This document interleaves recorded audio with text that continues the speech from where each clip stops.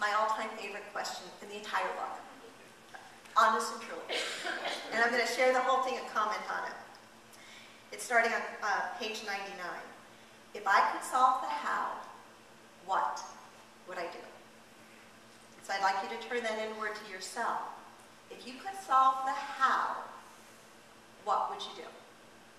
This question presents a powerful concept that I first heard from a church growth consultant named Howard Kelly. Our ministry hired Howard because we were growing rapidly. We had outgrown our facility and needed to lease additional space so that we could double the capacity of the sanctuary. But when it came time to expand, we realized we'd have to change the room's orientation and reverse the location of the stage. The new placement of the stage would necessitate relocating the sanctuary's main entrance doors. This presented a problem. There were only two viable options where the new doors could be placed. One that was clearly the correct and more functional option, but which also happened to be more expensive and difficult, and another that was much easier and less expensive, but compromised functionality. When Howard and I discussed the placement of the doors, he kept advocating for the better, more functional answer, despite the fact that it was more difficult to achieve structurally and financially. I, on the other hand, argued that we didn't have the money or resources for the better option. I presented a rather compelling list of all the problems that prevented the better option from being feasible. Can any of you relate to that? You know, you start to build a case. What's that line in Richard Bach's book, Illusions? Argue for your limitations. Do you remember it? And they're yours. Howard listened patiently and then simply but firmly said, Wendy, you've got to separate problem solving from decision making. Let me repeat that. It's a powerful, probably the best bit of advice I ever received. Wendy, you've got to separate problem solving from decision making. If you could solve the problems, where would you put the doors? That wasn't what I wanted to hear, and my first fleeting thought was to smack him, despite being committed to nonviolence and having never even spanked my children. Because it was so obvious what the right answer was when I asked the right question.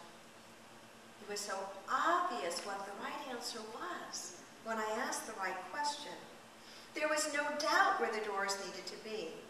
His question forced me to separate problem solving from decision making and gave me a new and better perspective. Did the issues and problems still exist? Absolutely. But I didn't allow them to interfere with what I knew was the right choice. Sure enough, we were able to solve the problems and put the doors where they needed to be. But if I hadn't asked myself the question Howard suggested, I would have opted for the easier, less expensive solution with a much less desirable result.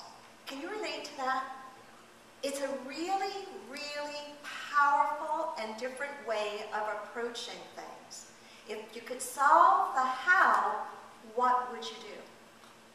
Whatever it is that's a turning point that you're facing, maybe an opportunity that you're facing or a problem that you have to solve, if you could solve it, the how, what would you do?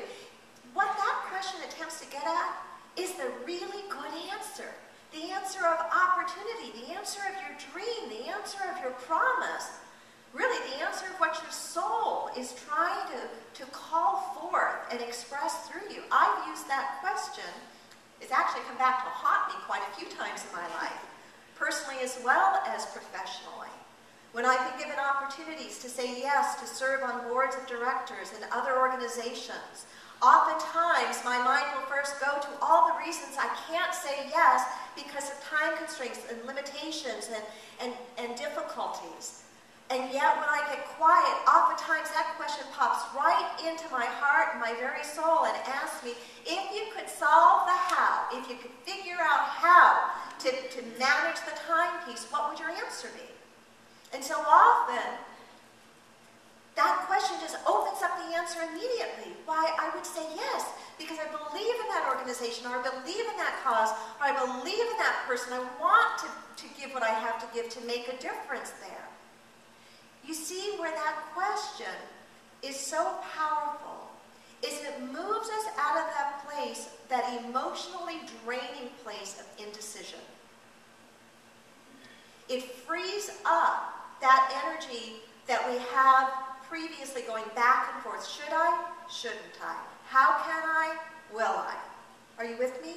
When we can free up that confused energy and put it in the direction of, okay, I know what I want to do.